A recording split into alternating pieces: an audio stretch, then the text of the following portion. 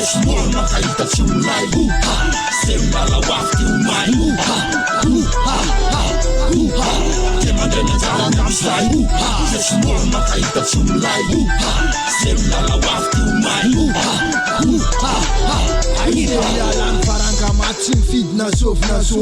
Matifin bon karaty teo fa ty tsy somanjaza Ndraikidraiky manafla parcile ka miesquive agnaty sakorika darka fentadio Mafana lio samjola tsitsoka domy mahevoka agnaty lafaoro Rompotry nefa kalamo faux métalor Ponty fasibor Fresh gladiator Agnaran'ny zanaka Victor Oh tse baba Rasoul Ska tsy mahafozy lamor Fa oza hoe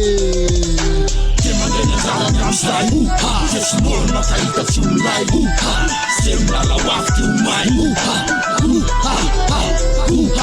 Kemandena jalan namsai Small makaita chumlai Semala wafti umai Efa itirita ndravarava fa masiky masirasira fetsarambela tsitsaty fary Meky tafandrava mandrodana bildina amtebava Tsy bomba tsy mihinana pitidrora mipalafafa no mivizivizy teo ary le izy Cyclone mahery fofofo tandremo manabatapa sy miseka no milaza fa mafeno Maheno ny lasany atsimo afaratra tsy nanana afara plasa ka mety mampitsoky tandremo fapala no matevitevina mampivôka tandremo makoka Bola andapa masiky se ato anaty rapport Kemandena jalan namsai Small makaita chumlai Semala wafti umai Kemandena jalan namsai Small makaita chumlai Semala wafti umai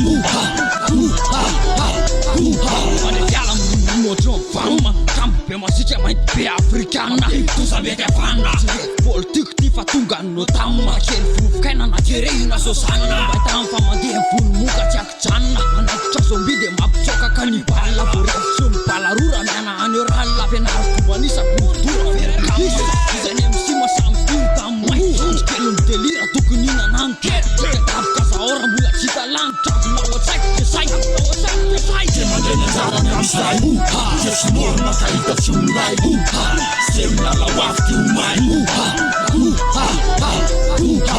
Kemandena jalan namsai Small makaita chumlai Semala wafti umai